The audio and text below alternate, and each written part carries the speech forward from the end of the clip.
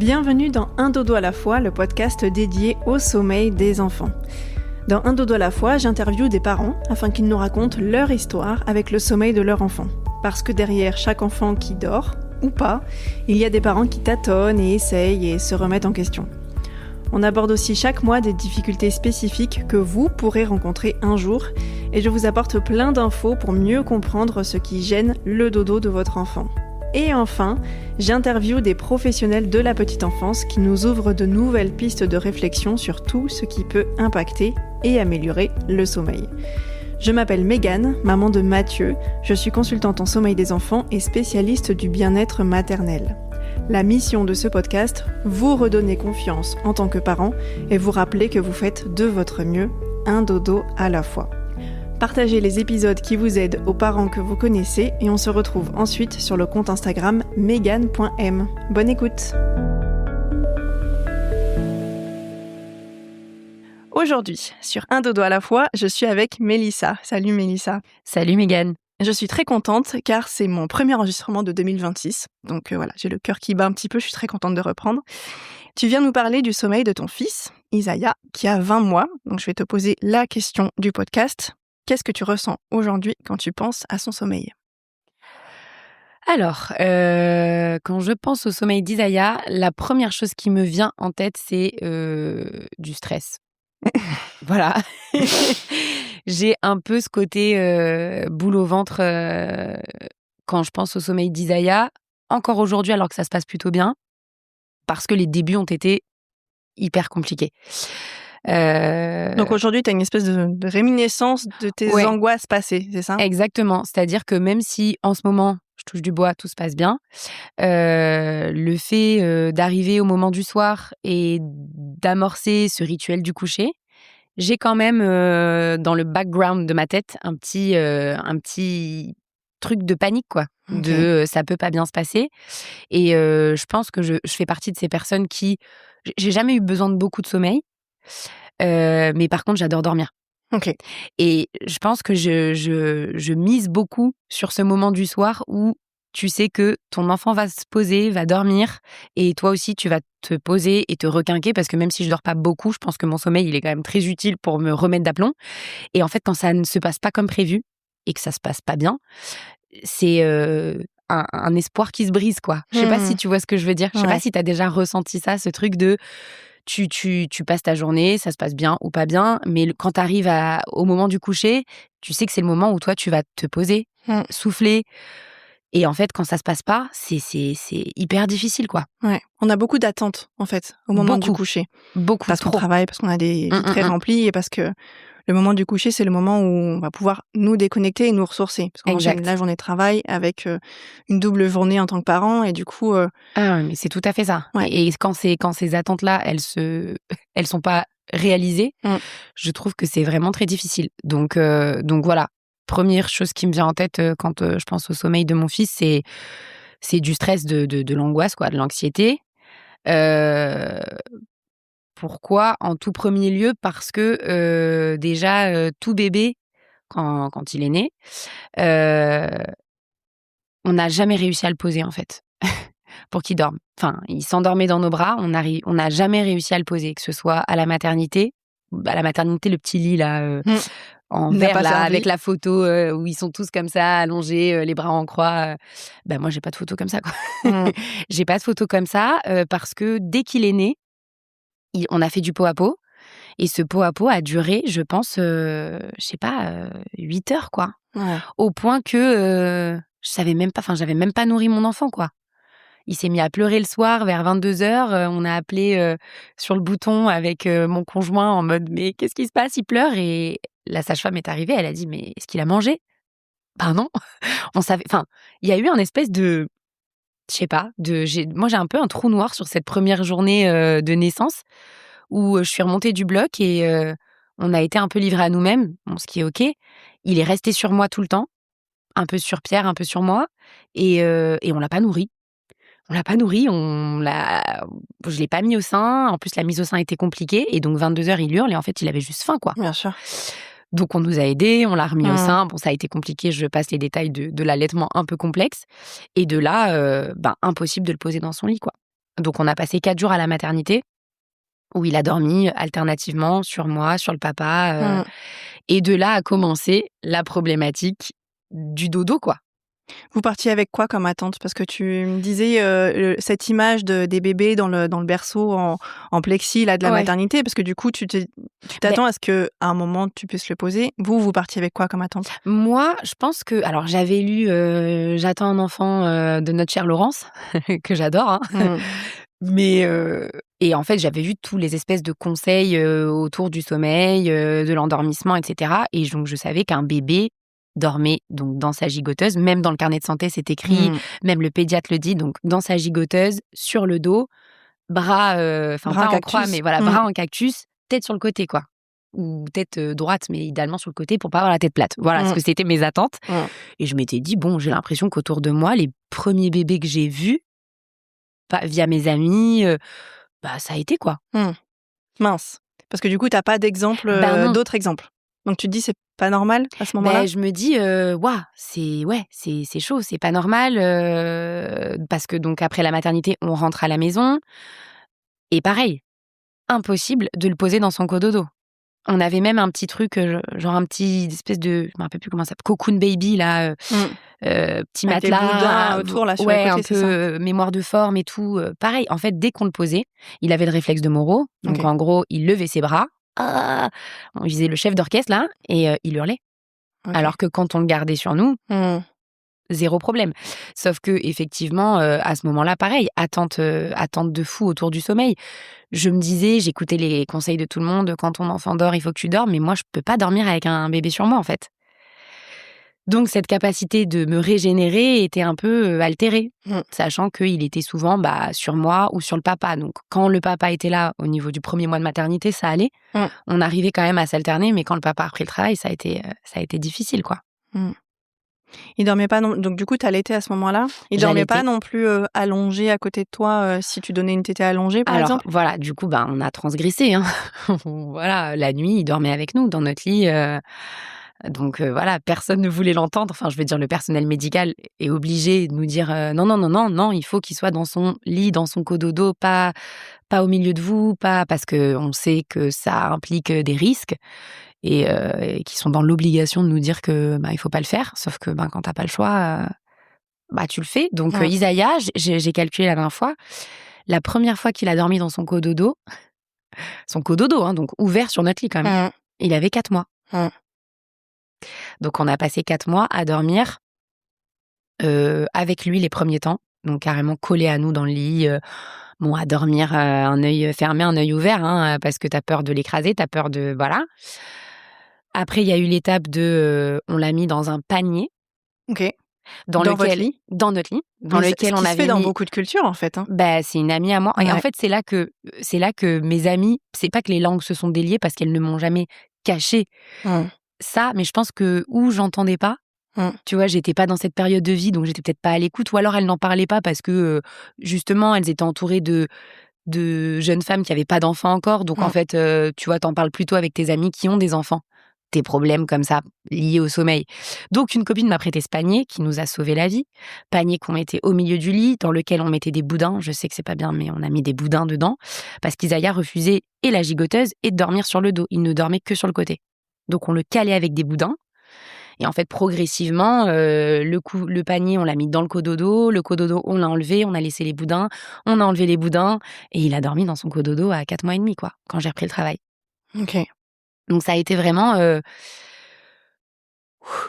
voilà, step by step, quoi. On a fait au mieux pour notre bébé et on a essayé d'écouter au max ses besoins, et on voyait que c'était un enfant qui avait besoin d'être enveloppé. D'être contenu. Ah ouais, d'être Et donc du contenu. coup, pas de gigoteuse, pas d'emmaillotage non plus? Vous aviez essayé l'emmaillotage? Alors l'emmaillotage, ça a fonctionné une fois. Ça faisait 1 semaine que j'étais sortie de la maternité. Super. Du coup, tu places beaucoup d'espoir dedans et puis après, en fait, ça marche Ça ne plus. marche pas. Dommage. Ma grand-mère est venue nous voir, ma grand-mère paternelle, qui est pas allée à l'école, qui a élevé 5 enfants, tu OK. vois, qui sait pas lire, pas écrire, mais qui a une connaissance des bébés, laisse tomber, quoi. Et donc on lui explique, et là, elle nous prend le gosse, elle nous l'emmaillote en 2 secondes 12, elle nous le pose dans le cododo, il dort. Mais ça a été la seule fois. Incroyable. Elle l'a refait, elle, sur Isaiah depuis? Non. Non. Non, elle l'a plus refait parce qu'on Ah. s'est revus, mais au final, à des moments où il était réveillé, Ouais. et nous, on a essayé de le faire, mais je pense qu'il devait sentir notre panique. Ouais. Enfin, C'est pour ça que je pose la question. Elle était Ouais. sûre d'elle, en fait. Ouais. Et elle l'a pris, il avait 10 jours, quoi. Elle l'a emmailloté, il a dormi, je m'en rappelle très bien, on était dans le jardin et on pouvait le voir dans son cododo via la porte baie vitrée et il était emmailloté Ouais. dans son Hyper cododo. contenu. Contenu, il a dormi 2 heures, quoi. Chose qu'il faisait jamais. Donc voilà. Donc on a eu ces problématiques de besoin de contact, de besoin de chaleur humaine, de pas la gigoteuse, de pas dormir sur le dos. Ça m'a un peu stressée. Mais c'est des problématiques, en fait, hyper courantes chez les Mais oui. parents. En fait, le gros problème, c'est le discours du personnel médical qui est pas pro cododo. Le fait est qu'en fait, la majorité des parents font du cododo d'une façon ou d'une autre, Mais un peu oui. comme ils peuvent et parfois qu'une partie de la nuit. Enfin, il y a plein de façons de faire du cododo. Mais en réalité, le cododo, en particulier avec une maman allaitante, c'est hyper safe à partir du moment où c'est dans des conditions sécuritaires. Sécuritaire. C'est-à-dire, effectivement, pas entre les deux parents, mais plutôt entre le mur et la maman. Ouais. Et puis, à partir du moment où il y a allaitement, où il y a rien dans l'espace de sommeil. Mais en fait, c'est des conditions qui sont sécuritaires. Les recommandations de l'OMS, c'est dans sa gigoteuse, dans son lit, sur le dos, etc. Mais en vrai, il y a plein d'enfants qui ne sont pas capables. Et du coup, comme les parents n'ont pas d'autres sources de recommandations de comment doit dormir un enfant, bah, ils font un peu comme ils peuvent, sans les informations sécuritaires du co-sleeping, partage de lit. Et du coup, bah, ils angoissent parce qu'ils savent pas comment faire. Ils culpabilisent parce qu'ils se disent « je mets mon enfant en danger ». Alors qu'en vrai, s'il y avait un vrai discours de santé autour du comment faire du partage de lit de façon sécuritaire, les parents, ils auraient plus d'outils et de comment on fait différemment. Tout Et à le fait. panier dans le lit, en vrai, c'est une vraie Oui, le c'est une panier vraie dans le lit, solution. ça m'a beaucoup rassurée parce qu'effectivement, il y avait pas de risque. Pas de risque de Enfin, se tu te retourner. Ouais. retournes. Donc, mais c'est vrai que comme quand tu lis des livres, voilà, comme je te dis, j'attends un enfant, le carnet de santé, le discours médical, vraiment tout. T'as l'impression que dans la majorité des cas, ça doit se passer comme ça. Alors qu'au final, quand tu discutes un peu avec les gens autour de toi, quasiment tout le monde est passé par le moment où le bébé était dans le lit. Ne serait-ce qu'une partie de la nuit. Oui, Exact, il ne serait-ce dort dans qu'une- sa chambre. Oui, enfin à partir de 2h du matin, il bascule dans Il le ba- lit parental. Enfin, tu vois, il y a Exactement, Ouais. exactement. Il y a un discours un peu caché, quoi, un discours souterrain. Ouais. Mais c'est vrai que là, j'avais l'impression, j'avais pas un bébé Ikea, quoi. Enfin, tu vois, enfin, moi, je voyais les photos des autres et tout dans leur petit lit en verre, là, enfin, en plexiglas, là, de la maternité et tout. Je me dis, ce lit, en fait, si, ça nous a servi juste pour l'emmener jusqu'au bain. Tu vois, les premiers bains et tout, c'était notre poussette, quoi. Une poussette. Mais sinon, Une table de chevet à la limite. voilà, on mettait des trucs dedans, on était dans le lit à 3 serrés, enfin, donc voilà, ça a été un premier mois là-dessus, enfin des premiers mois par rapport au fait de le poser qui ont été assez compliqués. Mais ce qui m'a vraiment fait rebondir, c'est donc j'avais une amie qui avait accouché 2 mois avant, qui a eu un peu les mêmes problématiques de poser son enfant, machin, pas possible, hein. Et en fait, elle m'a dit: «Écoute, arrête d'essayer de le poser». Et à partir de ce moment-là, je dis pas que parfois c'était pas lourd parce que je l'avais toujours sur moi. Parce que t'as envie de le poser T'as parfois. envie de le poser et comme je disais à mes copines la dernière fois, c'est dingue parce que c'est le moment de ta vie où t'es chez toi, tu travailles pas. Tu t'occupes de ton enfant qui vient naître, t'es trop heureuse, tu peux ne rien en avoir à faire du ménage, de la lessive, du machin et c'est le moment en fait où t'as envie que ton intérieur il soit organisé et propre. Parce que je pense que enfin moi je l'ai expliqué comme ça. À l'intérieur de moi, c'était tellement chamboulé. Enfin, tu vois, c'était tellement sans dessus dessous que quand j'étais chez moi posée sur mon canapé avec mon enfant sur moi et même si j'étais hyper heureuse, j'avais besoin d'ordre autour de moi, tu vois, et de cadre. Et en fait, c'est le moment où tu peux pas. Enfin, c'est compliqué d'avoir un bébé dans les bras, de faire ta vaisselle. Enfin, tu vois, j'avais envie d'avoir un intérieur dans lequel je me sentais bien. Et quand Pierre a repris le travail, j'étais coincée avec Isaiah dans mes bras, une maison sans dessus-dessous. Et ça a été un peu voilà compliqué à composer. Mais quand mon amie m'a dit, bon, voilà, arrête d'essayer de le poser, garde-le, fais ce que tu peux avec lui dans les bras. Et ce que tu peux pas faire, tant pis, quoi. T'auras toute la vie pour le faire. Et en fait, elle a tout à fait raison. Et puis, je l'ai mis un peu en portage. Ça m'a quand même permis de faire des choses. Tu vois, le fait de l'avoir en portage, tu peux ranger, tu peux même lire. Tu vois, j'avais envie de lire, j'avais envie de plein de trucs que je pouvais pas faire, quoi. C'est le kit main libre, le portage. Vous aviez quoi Exactement. comme solution de portage? Un Alors, préformé, une écharpe? j'avais une écharpe en sling, Mmh. mais j'avais fait l'erreur de la prendre en coton. Ouais. C'est ça, c'est du coton ou en élastane? En élastique? Ouais. Ouais, voilà. Et en fait, au bout d'un moment, le poids du bébé faisait qu'il fallait le resserrer, que c'était compliqué. J'avais fait un cours de portage chez Maman Bulle à Nice. Et en fait, j'aurais dû prendre cette écharpe sling, mais en, tu sais, ce tissu beaucoup plus rigide En là. tissé. Exact. Mmh. Mais quand même, ça m'a bien servi. Hein. Ça Ouais. m'a bien servi malgré tout. J'arrivais à le mettre. Et effectivement, ça m'a dégagé mes mains, quoi. Donc, trop cool. Donc ça, c'était à peu près jusqu'aux 4 mois et demi, tu disais, quand tu as repris le travail. Comment ça s'est passé quand tu as repris le travail? Il a été gardé? Alors, il a été à la crèche. OK. Et à la crèche, donc ouais, c'est ça. En fait, début septembre, il y a eu un renouveau. Je sais pas si c'est le fait d'avoir repris le travail. Cette problématique de le poser, de ce besoin de contact, elle a totalement disparu. Donc, OK. en septembre, il dormait dans son cododo, même fermé, quoi. Enfin, je veux dire, il y avait plus cette histoire-là. Et il y a un autre problème qui était survenu, dont je ne t'ai pas parlé, mais je vais t'en parler maintenant, qui a aussi totalement disparu, c'est les pleurs de décharge du soir. OK. Donc, pleurs de décharge du soir, en gros, 1 mois, il avait 1 mois. Voilà, 1 mois tout pile, puisque j'ai regardé dans mes notes, c'était le 27 mai. Un soir, il se met à pleurer. Il se met à pleurer, mais ma mère était passée me voir et je me rappelle qu'elle le prenait dans ses bras, elle me disait: «C'est rien, ça va passer, c'est un peu de l'angoisse du soir, ou il a peut-être mal au ventre». Et en fait, on s'est rendu compte au fil des jours que c'était tous les soirs à la même heure qu'il se mettait à pleurer, mais hyper fort, quoi. Hyper fort. Et donc on a pensé à tout, aux coliques, je suis allée dans une PMI, on a vu une conseillère en lactation parce que je l'allaitais, et cetera. Je me disais peut-être que c'est quelque chose que je mange qui lui fait mal au ventre parce que ça faisait penser à des pleurs de coliques. Mais en fait, c'était pas du tout des coliques, c'était juste, des pleurs de décharge. Voilà, des pleurs de décharge, mon pédiatre me l'a confirmé. Tout le monde tout le monde m'a dit de me rassurer à ce niveau-là. Mais j'ai eu du mal à être rassurée parce qu'en fait, de voir son enfant pleurer quand même, assez fort, il était rouge, je me disais: «Il a mal quelque part, c'est pas possible». Donc j'ai mis du temps à accepter que c'était des pleurs de décharge. J'avais toujours ce petit truc de: «Ça va pas, il y a quelque chose qui cloche, il faut l'emmener aux urgences», enfin, alors qu'en fait, ça finissait par passer, quoi. Donc de ces 1 mois jusqu'aux 4 mois, ça a été décrescendo quand même, mais tous les soirs, il y avait des pleurs. Tous les soirs, il y avait des pleurs. Alors Combien de temps ça durait? les premiers temps, ça durait quand même longtemps, ça pouvait durer 1 heure et demie, 2 heures. Alors il pouvait s'arrêter, reprendre, mais donc dans ces cas-là, il fallait le prendre dans les bras. La technique ultime, c'était les squats. OK. Voilà, on faisait des squats. Donc bercement très ample. Exactement. C'était l'été, il faisait chaud, on transpirait. Voilà. C'était En plus à faire des squats, du coup, tu montes en température. C'était dur, puis moi t'angoisses. puis j'avais pas fait ma rééducation du périnée, donc les squats un peu moyens quand même, il faut le dire. Mais ça a été décrescendo, hein, mais ça pouvait durer longtemps. Ça pouvait durer longtemps, comme pas longtemps, mais c'était tellement intense. Tu vois, enfin l'inquiétude, elle était telle à ces moments-là, le stress, enfin tu vois, je me rappelle que j'avais des sueurs froides, quoi, tu vois, de voir mon enfant dans cet état-là, j'avais du mal à raisonner, en fait. Tu vois, j'avais du mal à raisonner. Ah donc sur la fin, c'est bon, je me disais: «C'est bon, mon pédiatre me l'a dit, mes parents, mes grands-parents, mes amis, ce sont des pleurs de décharge, il y a pas d'inquiétude à avoir», tu vois?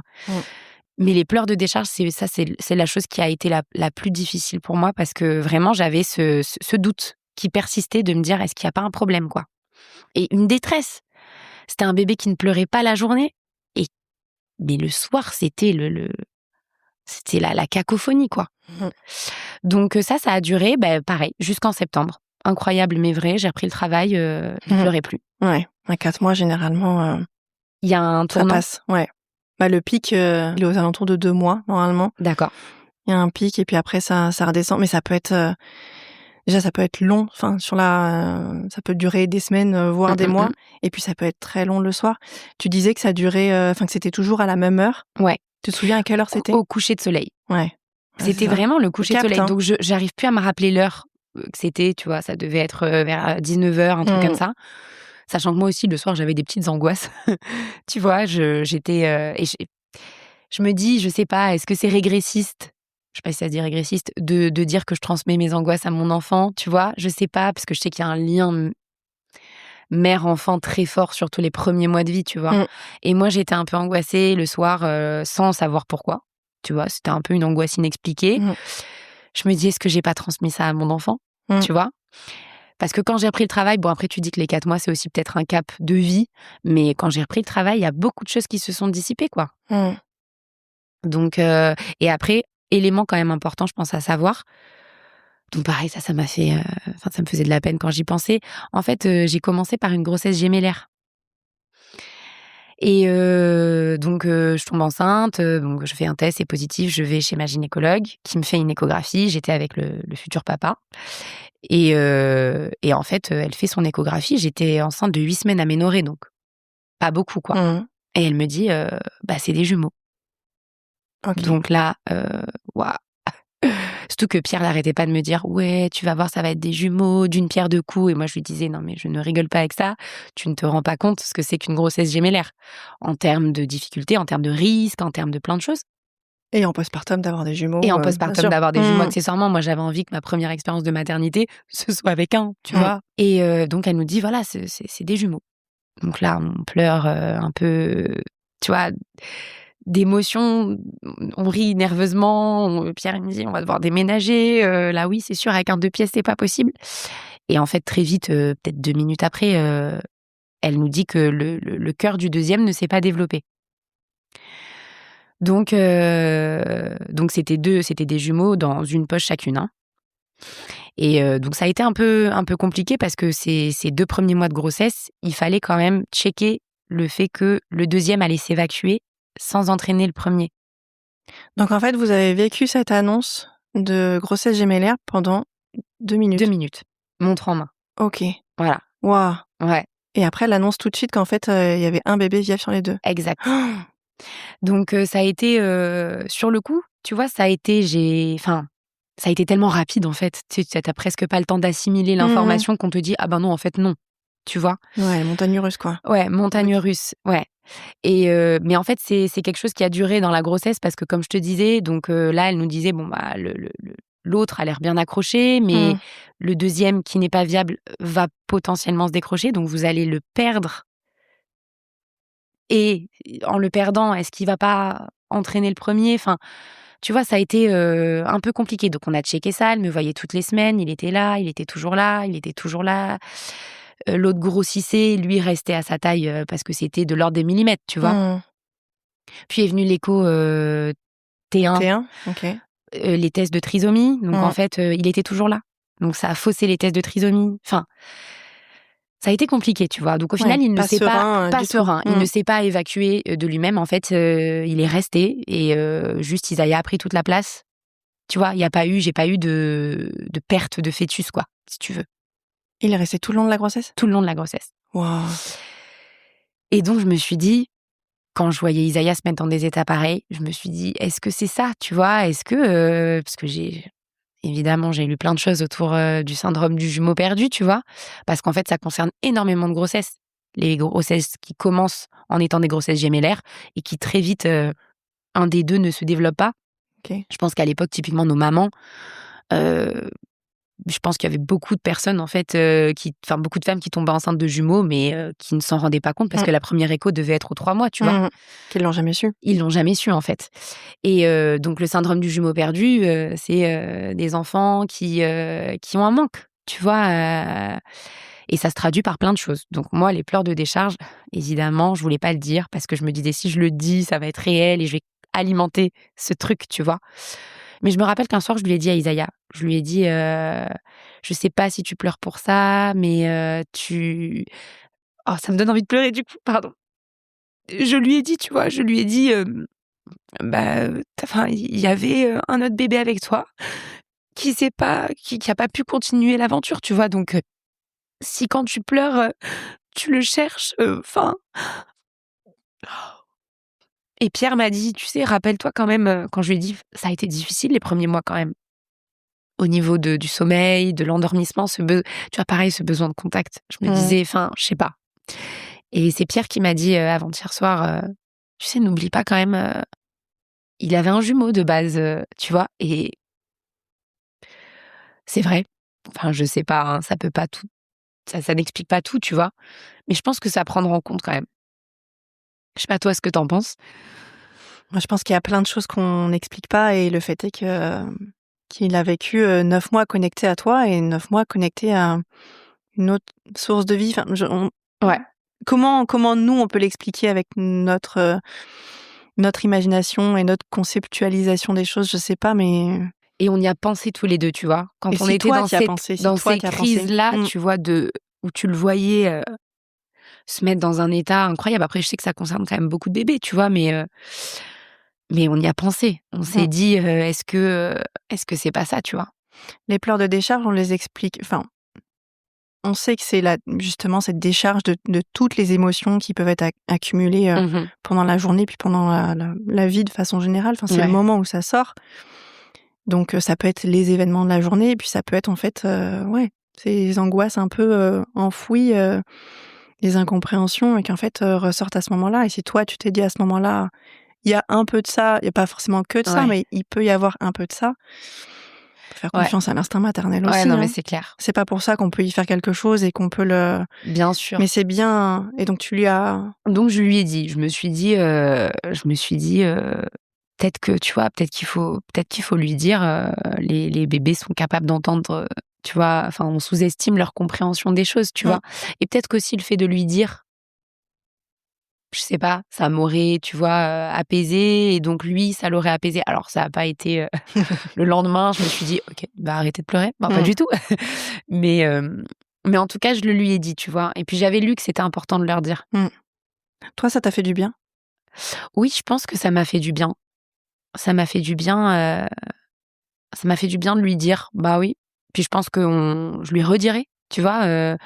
Ce sera pas quelque chose qui sera, caché, enfin et je suis persuadée qu'il va y avoir des découvertes à ce niveau-là, tu vois? Parce que déjà, j'ai lu beaucoup de choses, beaucoup, beaucoup de choses et je pense qu'on va apprendre de nouvelles choses Mmh, là-dessus, mais c'est pas anodin de vivre ta tes 1 instants de construction avec quelqu'un d'autre. Enfin, tu mmh. vois, c'est même si ça fait quelques millimètres, tu vois? Ma gynécologue m'avait de suite rassurée: «Vous inquiétez pas, on est aux prémices, Mmh. enfin» mais quand même, On sait pas. on À sait partir pas. de quand, l'âme s'incarne dans un Exact, fœtus? Enfin et puis ça fait exact. partie enfin, c'est des cellules qui restent, enfin, il y a toujours des cellules de la maman qui restent dans le bébé et des cellules du bébé qui Qui reste restent dans dans la la maman. maman. Donc du coup, ben, Exact, voilà, à quel point exact. ça reste dans la maman, à quel point ça reste dans l'autre, on sait On sait je dis pas. on sait pas, peut-être qu'il y a des voilà, Mmh, mmh, on mmh. commence à savoir mais En tout cas, voilà, dans ces pleurs de décharge, on a pu penser qu'il y avait de ça mmh, et ces pleurs de décharge, donc ils ont commencé très intenses, le fait de le bercer, le fait de chanter, le fait d'aller de haut en bas, tu vois? Là, l'espèce de vous aviez un ballon? non, Mmh. Ça aurait aidé ton ça périnée pour le coup. ouais, Mmh. j'aurais fait Ça 2 aurait pas, atténué les pleurs de décharge, mais beh, ça aurait, facilité les squats, on va dire. oui, Ou c'est peut-être que vrai. le balancement aurait On été, m'en a parlé, mmh, des une connaissance m'avait dit: «Bah, nous, on se mettait sur le ballon et on sautait» et en fait, mmh, parce que nous aussi, ça nous reposait, quoi, mmh, parce que d'être debout, tu vois, tout le temps. Donc ça s'est atténué petit à petit. Je me rappelle que l'été, justement avant ma reprise, là, ce qui était compliqué, c'était qu'en fait, c'était que moi. Il ne les pleurs, se calmaient uniquement dans mes bras. Avant, ils pleuraient dans nos bras. Mes mmh. bras, les bras du papa. Là, on avait quand même passé un cap de il crisait le soir. Il suffisait que je le prenne dans mes bras, que je le berce, il s'endormait. Tu vois? Donc step by step. Isaiah, ça a été vraiment ça. Petit peu par Mmh. petit peu. Il faut pas le brusquer, quoi. Mmh. Et et donc ouais, tout l'été, en plus, on est partis en road trip en France, chez Pierre Paul Jacques, enfin bon, c'était et le soir, je le berçais pendant que tout le monde mangeait.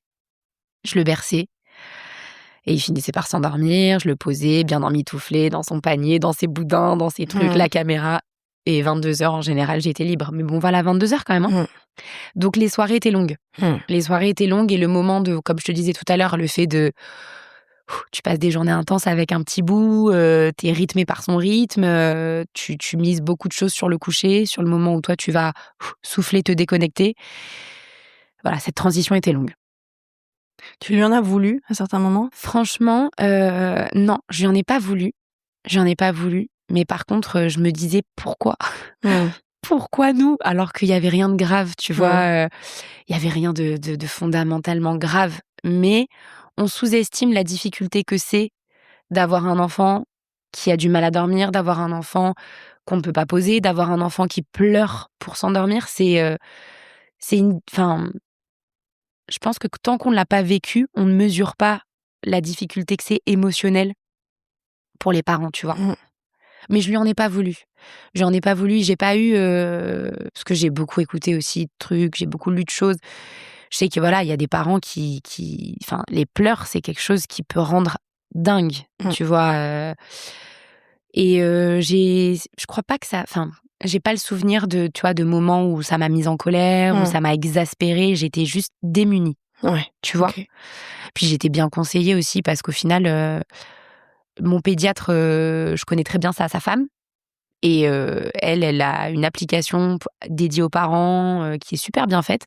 Elle a rentré, elle, plein de fiches de petits conseils et elle, dès le début, quand je lui ai parlé des pleurs de décharge, elle m'a dit: «Si tu n'en peux plus, tu le prends en porte-bébé, tu mets un casque anti-bruit Mmh. et tu sors. Ou même tu restes chez toi, mais il Mmh. faut ou tu mets des boules caisses». Mmh.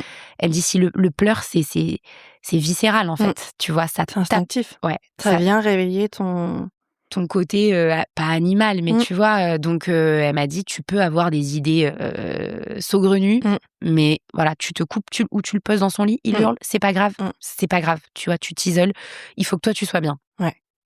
Et elle a raison, hein, Mmh. Et elle a ça, on raison. l'entend pas assez.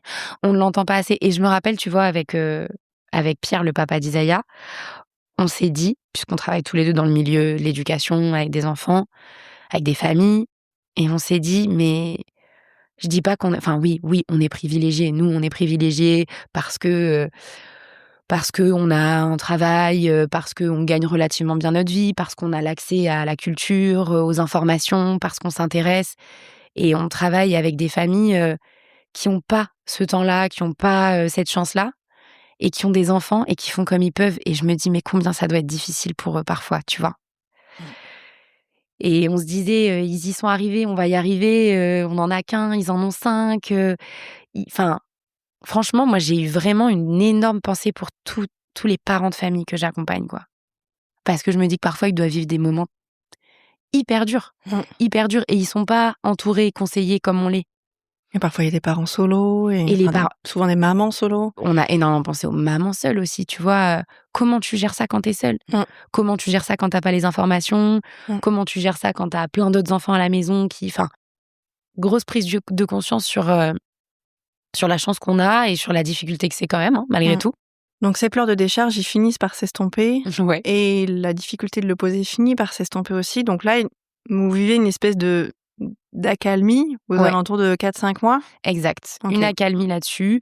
Donc là, on est soulagés, on se dit: «OK, tout ce qu'on nous avait dit, c'était vrai, quoi». C'est rentré dans l'ordre, fallait bah, tout passe. Et là, en fait, la dernière problématique qui restait, c'était, le réveil, pendant la nuit pour manger. OK. Donc Donc là, à ce moment-là, il a 4-5 mois, il se mmh réveille, encore combien de fois? En réalité, il se réveille pas tant que ça, il a un réveil en milieu de nuit. Tu vois? OK. Entre 2 et 4 heures du matin, il a un réveil où il prend un biberon. Donc à 4-5 mois? Ouais. Ouais, donc ça, ce qui est complètement normal. Ce qui est complètement normal, ouais. Ouais. Mais Ouais. non, c'était pas le discours à ce moment-là, c'est ça? Ben non, parce qu'en fait, quand même, j'ai l'impression qu'autour de moi, j'ai eu beaucoup de bébés, qui ont fait leur nuit, Avec des gros avec de guillemets. grosses guillemets, Mmh. tu comprends, mais très vite. OK. Après voilà, c'était des bébés, au biberon. Donc je pense malgré tout, je sais pas, c'est mon intime conviction, mais je me trompe peut-être, mais je pense quand même qu'un bébé allaité met plus de temps à faire ses nuits parce qu'il prend des plus petites quantités et c'est ce que je te disais tout à l'heure. Isaiah, ça a toujours été un petit mangeur, toujours, depuis tout petit. Peut-être parce qu'on s'est raté sur un truc, l'allaitement a été compliqué, j'ai eu des bouts de sein, tout l'allaitement, j'ai utilisé des bouts de sein. Mais au final, quand il s'est mis en place, il prenait bien, il grossissait, donc aucun problème. Avant de reprendre le travail à 4-5 mois justement, je l'allaitais juste la nuit et l'allaitement, pardon, a fini par se tarir quoi, par s'arrêter de lui-même, tout seul. Donc on est passé au biberon et en fait, il avait du mal à prendre des grosses quantités de biberon. Tu vois, il plafonnait à 90 millilitres, 100 millilitres, alors que je voyais les bébés de mes copines qui étaient au biberon depuis le début, qui déjà explosaient le score, quoi, tu vois, avec des biberons de 150 millilitres. Donc, si tu veux, le soir, il prenait un biberon peut-être vers 21h, 100 millilitres, 120 millilitres, ce qui fait que vers 2h du matin, il se réveillait avec une dalle incroyable, quoi. Donc, ce réveil de milieu de nuit a continué jusqu'en décembre. Donc, il avait 8 mois. Ok. Alors, normal, pas normal, moi, effectivement, le milieu médical, on va dire, me disait que il fallait plus qu'il mange la nuit. Pardon, je lève les yeux au ciel. Ouais, on retranscrit du coup que de manière générale, on me disait, voilà, il faut plus qu'il mange la nuit. Après, j'ai de la chance d'avoir un pédiatre hyper... Enfin, tu vois, je pense que il est dans l'obligation de dire ce que l'OMS préconise, ce que machin. Mais il m'a dit, bon, écoute, ça va. En vrai, ça va. Il faudrait que petit à petit, ce biberon s'efface, quoi. Donc, tu vois, je relativise et j'étais pas du tout stressée par rapport au corps médical. Ça m'a pas mis une pression du tout. Ce qui m'a mis une pression, c'était d'avoir pris le travail. Et ce réveil à 2h du mat, donc on alternait. On alternait avec le papa. Dès que j'ai arrêté d'allaiter, en fait, ça a été du 50-50 sur les nuits. Ça s'est bien passé d'ailleurs la prise de relais par le papa? Oui, ça s'est bien passé. Okay. Au début, il était là, waouh. Donc là, en fait, tu viens de me dire, le matin, quand je me suis réveillée, j'ai dit, j'ai plus de lait. Ça y est, c'est fini. Il m'a dit, waouh, t'es en train de me dire que là, je vais devoir me réveiller la nuit. Eh oui, c'est ton tour. Let's go. Donc, c'est ton tour, une nuit sur 2. Une nuit sur 2. Quand même, oui. Non, je ne vais pas faire rattraper les 4 mois. J'aurais pu, à vrai dire. Mais donc, on faisait une nuit sur 2. Et c'est vrai que la nuit où je devais me réveiller à 2h30 du mat, je n'arrivais plus à me rendormir, en fait. Et j'étais habituée à l'allaitement. Donc, l'allaitement, enfin, je sais pas si toi, ça t'a fait ça, mais moi, je l'allaitais. Je devais prendre mon téléphone à 2 cm du visage pour ne pas m'endormir pendant que je l'allaitais, quoi, tu vois. Parce que je m'endormais, enfin voilà, les hormones faisaient que le réendormissement n'était pas un problème. Puis c'est beaucoup plus facile, tu le mets au sein. Alors que là, faut que tu prépares un biberon. Alors moi, je préparais tout sur le côté, mais malgré tout, c'est quand même, t'as raison, c'est moins instinctif, quoi. Hein. Donc, je ne me rendormais pas. Je ne me rendormais pas, ou je me rendormais à 5h du mat. Mon réveil sonnait à 6h. Enfin, c'était dur. C'est ça qui a été, du coup, très pesant parce que je me faisais pas de soucis pour Isaiah. Enfin, il avait faim, il mangeait. Rien de plus normal. Je le sentais pas mal, tu vois. Mais c'était plus le côté, l'impact sur la vie professionnelle qui était difficile. Et même quand c'était les nuits du papa, j'avais encore ce truc d'hypervigilance, tu vois. D'où le fait de parfois dormir sur le canapé. Ouais. Tu vois, histoire de je n'entends pas, tu vois. Enfin, j'entendais quand même, mais moins loin, moins près. Un peu plus loin, ouais. Donc voilà, donc ça a duré jusqu'en décembre, mélangé à le premier hiver en crèche, les maladies, donc les nuits aussi où tu ne dors pas parce que juste il est malade, pas parce qu'il a faim. Mais ce petit réveil du biberon de milieu de nuit a persisté jusqu'aux 8 mois. Jusqu'à ce que je me résigne à m'aligner un peu à ce qu'avait fait la crèche. C'est-à-dire que la crèche avait déjà introduit les féculents. Ok. Alors que il me semble, ce que je te disais tout à l'heure, il me semble que dans le régime alimentaire préconisé, il parlait de biberon et potage le soir, tu vois. Donc potage, un truc assez quand même liquide. Légumes.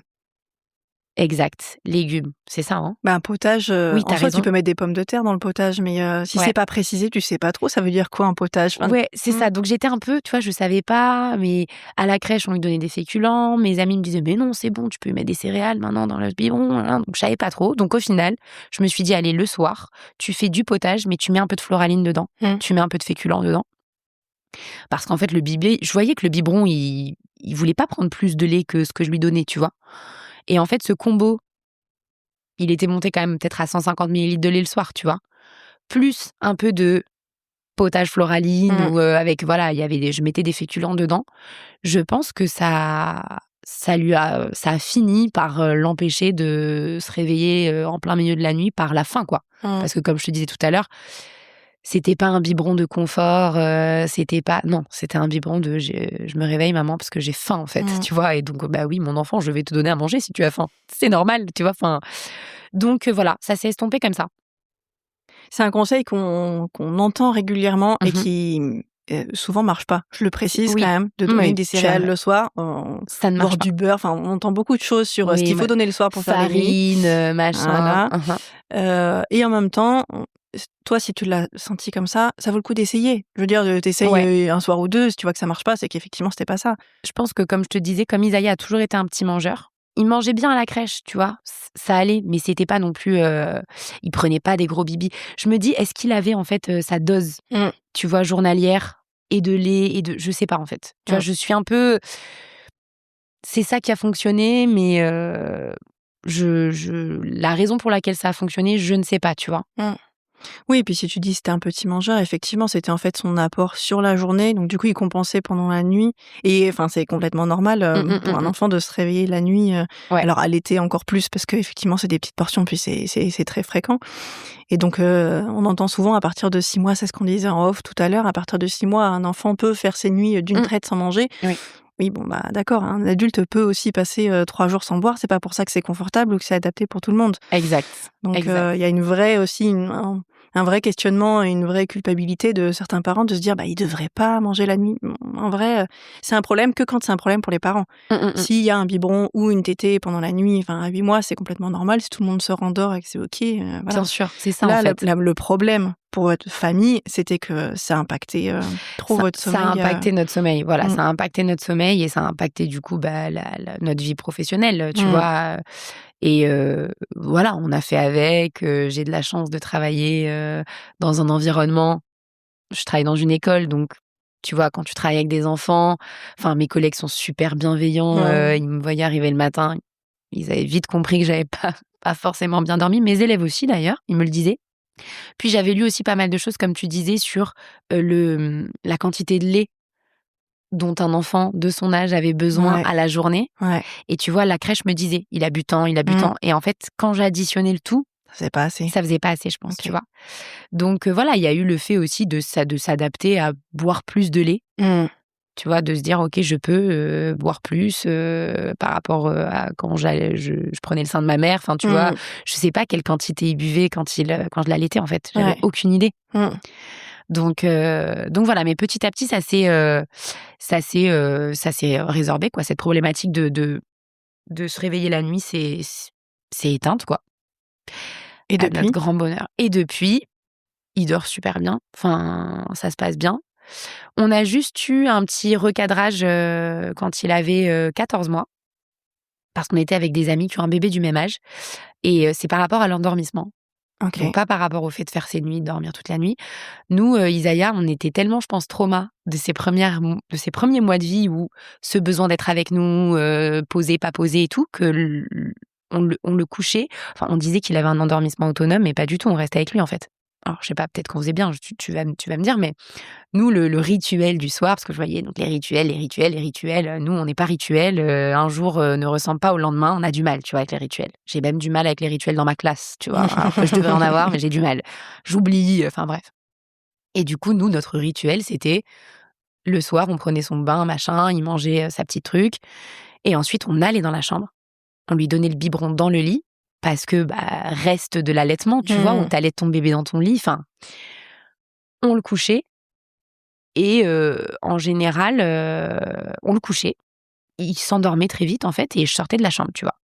Et C'est un rituel en soi. c'est un rituel. C'est un rituel. Un moment de OK, toilette, donc le bain, le repas, le biberon dans le lit, enfin, dernière alimentation dans ça le va. lit et puis OK, après, bon, on n'était pas dans le c'est un feu. vrai rituel. Il y a p quand on dit rituel, c'est pas forcément, une histoire, une Une chanson, chanson. enfin, c'est en fait, parfois juste mettre la couche, le pyjama, c'est le rituel du soir. C'est juste l'enchaînement et puis, enfin, forcément tout le monde fait la même chose le soir. On se prépare, Oui et on un se moment de soin, un moment de pyjama et puis après c'est vrai.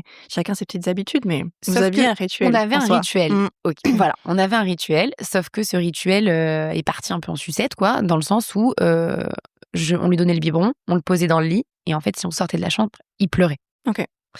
et cette problématique, elle est restée, quelque temps, je me rappelle plus combien de temps, mais du coup, bah, notre solution, on restait là, avec lui, le temps qu'il s'endorme et on sortait de la chambre. Donc pas grave, un peu pesant parce que, bah, forcément, il y avait des soirs où, bah, tu t'attends l'autre pour T'attends. manger, Mmh. t'attends, tu fais genre tu dors, puis tu t'endors, en fait. Mmh. Enfin, voilà et on est partis un week-end donc avec des amis qui ont un enfant du même âge, qui eux ont un rituel méga cadré. depuis toujours. Et ils nous ont vu faire. Ils nous ont vu faire et en fait, ils nous ont dit: «Les gars, un petit conseil, vous faites comme vous voulez, mais essayez de ne pas lui donner le biberon dans la chambre. OK. Dissocier parce qu'il était grand là, tu vois, il avait 1 an et 2 mois quoi, on va dire. OK. Dissocier, l'espace de repas et l'espace de sommeil et surtout, en fait, si vous restez dans la chambre avec lui, sauf, moment d'angoisse vraiment, tu vois, là, en ce moment, Isaiah, il est un peu angoissé, on reste un peu avec lui et tout. Mais si vous restez dans la chambre avec lui, en fait, il a peut-être l'espoir que ça parte en petit jeu, en petit machin. Donc, essayez de faire un vrai endormissement autonome, quoi. D'appliquer un vrai endormissement autonome qu'il avait eu passé un temps, mais qui là, s'était totalement éclipsé, quoi. Et en fait, c'est ce qu'on a fait. On s'est dit: «OK, le biberon, on le fait dans le canapé, on lit une petite histoire et la chambre, c'est vraiment tu vas dormir, quoi». Je te dis ça a marché. Ça ne marche plus aujourd'hui. Donc, on se calme. Mais, c'est vrai que, voilà, c'est ce petit tips de copains qui nous disent: «Bah, allez, dissocier vraiment ça y est, c'est plus un bébé que t'endors, tu vois, que t'endors avec son biberon dans sa chambre, dans son lit. Il est grand, enfin, tu vois, il peut prendre pour moi, c'était vraiment, il finit le biberon, dernière goutte, bam, tu le poses, tu vois? Alors OK. qu'en fait, maintenant, c'est vrai, il prend son biberon, on lit une histoire, on raconte une autre histoire, enfin, tu vois? Allez, il est l'heure d'aller se coucher, je te pose, enfin, tu vois? Ouais. Ça peut fonctionner aussi, quoi. Et c'est vrai que ça a été un petit tournant aussi dans notre histoire, avec le sommeil. Ce nouveau, rituel à mettre en place où, tu dissocies, le lieu de sommeil et le lieu de repas, quoi. Et du coup, comment ça se passait? Donc il y avait ce dernier biberon dans l'espace de vie, commun et après vous l'ameniez dans sa chambre? Ouais. Alors, il y a quand même tout un petit rituel avant parce que voilà, j'étais pas pro rituel, mais maintenant, bah, j'ai pas le choix, il me l'a imposé, Isaiah, en fait. C'est donc, on boit le biberon, on lit une histoire, puis une deuxième, puis une troisième, puis presque une quatrième parfois et après on dit, bah, voilà, je lui dis: «Maintenant, il est l'heure de faire dodo, OK, très bien». On doit dire bonne nuit à tous les éléments importants de la maison, OK. le jardin, la moto, le koala, le parc, la cuisine, Isaac et Chana, les voisins. Et là, on peut se mettre dans le lit. Enfin, je le mets dans la gigoteuse, je lui fais un bisou, je le pose et je ferme. Enfin, voilà, je lui dis bonne nuit, je ferme la porte et il s'endort. Bon, là, ça fonctionne plus depuis Noël. OK. Je pense qu'il a été surchargé de personnes et Ouais. d'activités. Il y a eu un peu un trop-plein. Mais sinon, ça se passe comme ça et ça se passe bien, quoi. Et dès le début, du coup, vous étiez passé de endormissement en présence parentale Ouais. à quand vous aviez dissocié Ça l'alimentation s'est fait, de je te promets, l'espace? incroyable mais vrai. OK. Ça s'est fait, je sais pas si aussi, tu vois, c'était un week-end où il était avec un copain de son âge OK. et il a vu, D'accord. tu vois? Ça l'a rassuré peut-être? Je sais pas du tout, mais en tout cas, c'est vrai qu'on l'a essayé une fois, on s'est dit: «Ça a marché». On l'a essayé 2 fois, Ça ça a marche encore. marché et on était là en mode: «Waouh, trop cool» et c'est vrai que ça a été chouette. Alors il y a des fois, ça se passait pas forcément comme ça, tu Bien vois? sûr, c'est Cet normal. été, on est partis en vacances à La Réunion, on n'était pas chez nous, enfin, tu vois, il y avait un petit décalage horaire, machin. Bon, bah, forcément, ça a altéré, les couchers, mais globalement, il y a quand même ce fil rouge qui reste, tu vois? Et même si parfois il est malade, il est contrarié, il y a les fêtes, donc les couchers sont moins fluides, on revient quand même à ce fil rouge. OK. Je touche du bois, j'espère que ça durera le plus longtemps possible, mais C'est une base solide. c'est une base solide, un petit rituel solide, Tu vois, comme quoi. comme Et du quoi. coup, ça se passe de la même façon, avec toi et avec le papa? Exact. Vous dispatchez les endormissements, un coup l'un, un coup l'autre? Ouais, un coup l'un, un coup l'autre. Un coup l'un. On essaye de garder ce rythme-là. Après, c'est vrai que dès qu'il est un petit peu malade, dès qu'il est un petit peu, il a envie d'être plus avec moi. Donc c'est difficile parce que c'est pas juste, tu vois, pour le papa qui est super investi, mais après voilà, c'est vrai que j'ai mon mercredi. J'ai mon Ouais. mercredi avec Isaiah. Donc Pierre à chaque fois me dit: «Moi aussi je vais prendre un mercredi». Alors, mais oui, il y a quand même ce petit retour à la maman, Ouais. quand on est un peu plus chamboulé que d'habitude, quoi. Ce qui est normal aussi. Je pense ce qui est normal. On n'a pas beaucoup parlé des siestes. Comment ça se passait Oui. les siestes? Alors les siestes, en fait, ça a suivi les siestes, elles ont toujours été le reflet De la nuit? de la nuit. Tu vois? Donc, la nuit, l'endormissement était compliqué pour la nuit, les siestes aussi. Le rituel, dodo, bonne nuit le jardin, bonne nuit le koala, les siestes nickel, avec ce même principe, tu vois? Qu'on soit chez nous, pas chez nous, enfin il y avait aucun problème, quoi. Et donc il a réussi à faire des des grosses siestes un peu dès le début, dès l'entrée à la crèche? Des grosses siestes, non. Isaiah était plus la team petite sieste courte. Fractionné bien dans la journée. Exact. Petite sieste courte, je me rappelle qu'au départ, c'était des demi-heures, quoi, tu vois. Ouais. Que ce soit dans la poussette, à la maison, c'était vraiment des toutes petites siestes. Et je me rappelle que des fois, j'avais juste le temps de rentrer dans la douche. Tu vois, je faisais couler l'eau et je l'entendais se réveiller, quoi. Très bien. On repassera pour la douche. Je ne suis pas lavée. Et tant pis, ça attendra. Donc oui, les siestes ont été le reflet de ces nuits. Et la crèche l'a cadré là-dessus. Okay. Parce que ils essayent au maximum de répondre aux besoins de l'enfant, surtout quand il commence la crèche tôt comme ça, à 4 mois. Mais c'est vrai que il s'adapte aux autres aussi, beaucoup. Et en fait, il y a un moment, quand la moitié de tes copains dorment, je pense que tu finis par prendre le pli et dormir en même temps qu'eux. Donc, il est très vite passé la première année à une bonne sieste le matin, une bonne sieste l'après-midi. C'est vraiment le début de la crèche qui l'a habitué à faire des siestes plus longues et plus consistantes, tu vois.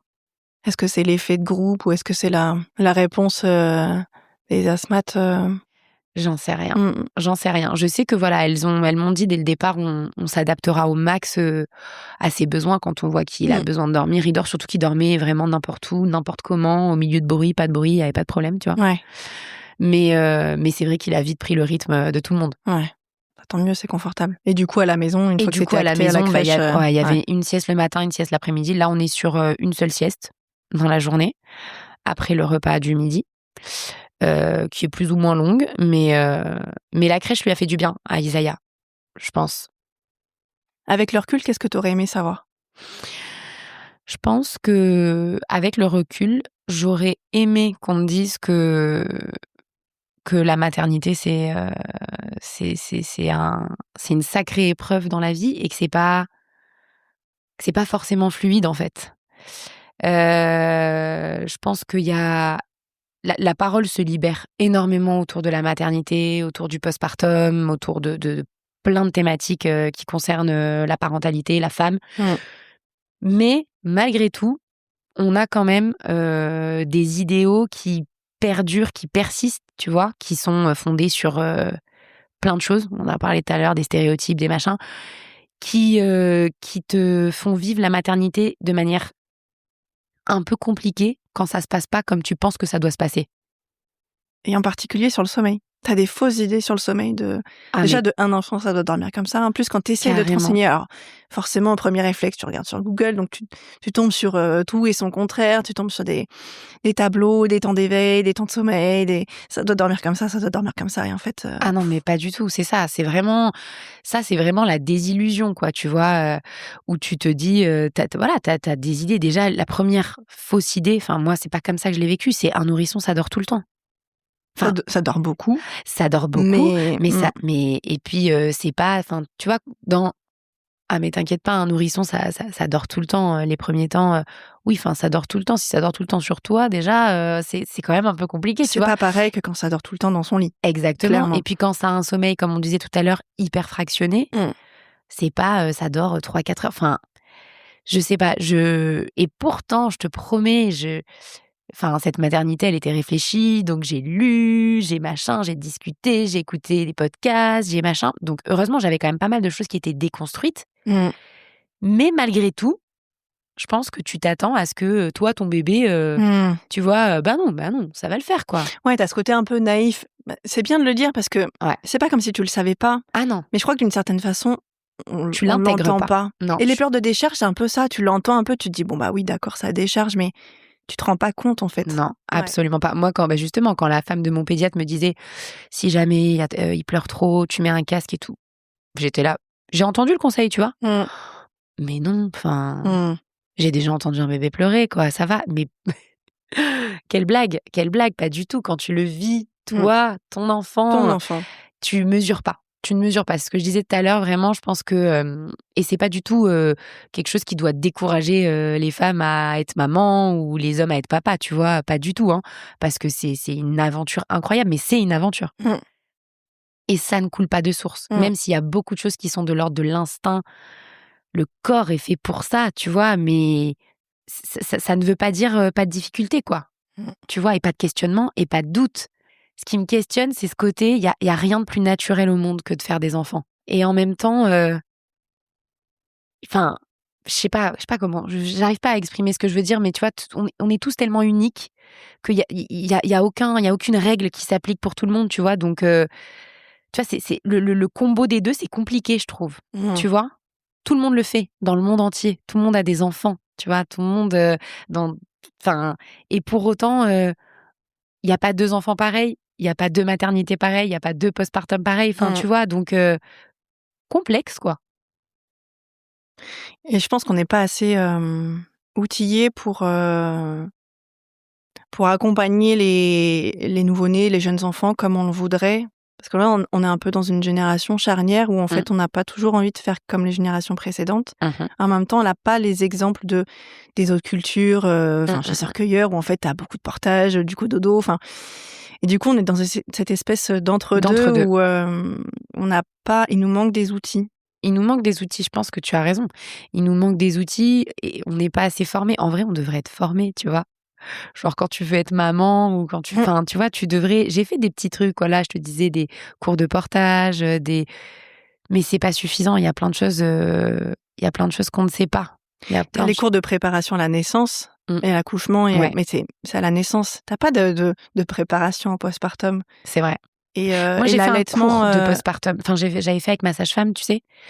Elle proposait une séance quand même de une séance sur le postpartum, une séance. Mais tu vois, encore une fois, c'était génial. En plus, ma sage-femme a été géniale. Mais il y a le fait de le savoir. Tu vois, il y a la théorie et il y a la pratique, quoi. Et je trouve que, tu vois, quand je te racontais qu'à la maternité, on est resté peut-être 6 heures en peau à peau avec Isaiah sans lui donner à manger. Enfin, excuse-moi, j'ai peut-être pas inventé la poudre, mais je sais qu'un enfant, ça mange. Mais je sais pas. Tout pas dans le... Tout ce que t'as écouté, tout ce que t'as noté, j'avais mon petit cahier, je prenais mes notes et tout, et j'étais perdue, alors que c'est la chose la plus naturelle au monde, tu vois. C'est normal.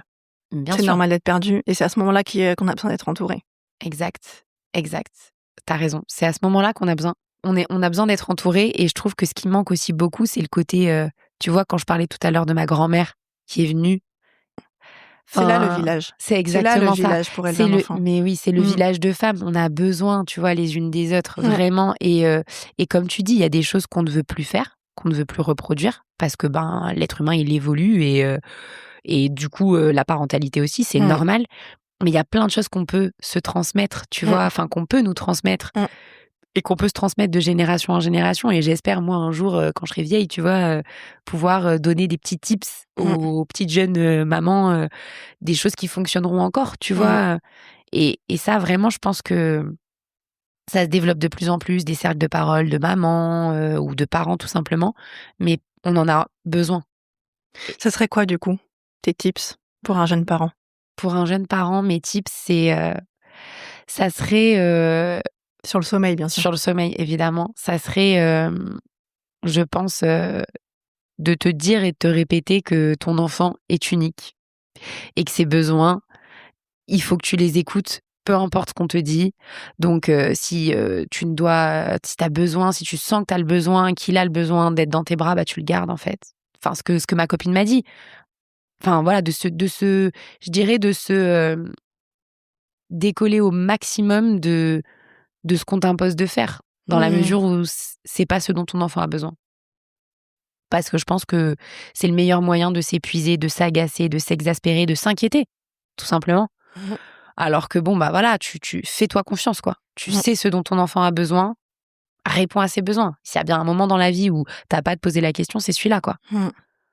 Et pour autant, parfois, c'est difficile. Et c'est normal. Et là où on n'a pas de relais, moins on a de relais, et plus c'est difficile de répondre à un besoin de nouveau-né qui a beaucoup besoin de contact, etc. Et en même temps, essayer d'être au maximum connecté à ce qu'il nous dit. Exactement. Non, mais c'est sûr. Mais je pense que, tu vois, moi, ce qui m'a fait beaucoup de mal, c'est le côté où ton entourage, proche ou pas proche, va te dire, mais attends, tu l'habitues à l'endormir au bras, il va jamais dormir. Enfin, tu vois, ça c'est un truc qui m'a quand même pas affectée. Mais tu vois, j'avais le doute parce que je savais que c'était ce dont il avait besoin à ce moment-là de sa vie. Il venait de naître. Enfin, mais j'avais ce petit doute quand même de est-ce que je vais en faire un enfant que je vais devoir bercer à 18 ans. Que je vais devoir bercer à 18 ans, mais je te jure, alors que si tu rationalises, tu sais que non. Tu sais que non. T'as ce petit doute qui Mais tourne. t'as ce petit doute parce que c'est une personne, puis deux, puis trois, tu vois, machin. T'as un vrai discours autour de l'autonomie de sommeil encore maintenant, qui va persister encore. Hein. Je pense que là, on a une génération encore un peu bascule, mais ça va durer encore un petit peu. Donc, ça fait du bien en tant que jeune parent d'entendre que, bien sûr, un enfant qui est bercé, qui a besoin de bercer beaucoup, c'est normal. C'est difficile, bien sûr. C'est normal. C'est difficile, faut pas le renier, mais c'est normal. Et c'est pour ça quand on parlait de cercle de femmes, de se transmettre des tips et tout, tu vois, il y a des choses à prendre, il y a des choses à laisser. C'est pour ça que c'est un peu compliqué d'organiser ce genre de choses parce que il y a un gap, mine de rien, entre les générations. Et en contrepartie, elles ont quand même beaucoup de choses à nous apprendre qu'elles ont appris sur le tas. Parce que quand je te disais, ma grand-mère n'est pas allée à l'école, c'est-à-dire que les savoirs qu'elle a au niveau de sa parentalité, c'est des choses qu'elle a appris, elle, par son vécu, qu'on lui a transmis par ses tantes, sa mère, enfin, tu vois. Et il y a du bon là-dedans aussi. Bien sûr. Mais il y a aussi des choses qui ne sont pas bonnes. Genre, laisse-le pleurer, ça lui fait les bronches. On est, comme tu disais, on est une génération charnière à la croisée des mondes. Et il faut qu'on arrive à faire notre petite sauce, quoi. Bon courage. C'est clair. L'aventure merveilleuse et incroyable et difficile. Merveilleuse. La maternité. Non, mais c'est une superbe aventure. C'est une superbe aventure. Mais voilà, pas sans questionnement, pas sans doute. On a de la chance d'être quand même, d'avoir plein de choses à notre portée. Tu vois, des podcasts super. Des gens qui peuvent nous aider pour le sommeil de notre enfant, des livres, des articles, voilà, faut faire le tri, mais voilà, se faire confiance. Je pense que vraiment, il faut se faire confiance en tant que parent. On a quand même une grande partie d'instinct. Et tu sais que ton enfant a besoin de toi, bah tu t'es là. Merci beaucoup, Merci Mélissa, à toi, pour ton témoignage et ton histoire. J'espère qu'elle résonnera ou apportera des tips pour d'autres parents. J'espère aussi. Et les squats aussi pour les pleurs de décharge. Et les squats, avec un ballon. Avec un ballon pour préserver le périnée. Pour pas s'abîmer le périnée, tu as raison. Pour le deuxième peut-être. Qui sait. Je t'offrirai un ballon. Merci Mégane. Merci Mélissa. Vous venez d'écouter un épisode de Un dodo à la fois. Un grand merci pour votre écoute et pour votre soutien. N'hésitez pas à laisser un avis 5 étoiles si cet épisode vous a plu et à le partager autour de vous pour qu'il aide d'autres parents. Pour plus d'infos sur le sommeil, je vous invite à me suivre sur Instagram sous le nom Megane M, MEGA2NE.M. Et d'ici là, prenez bien soin de vous. À très vite.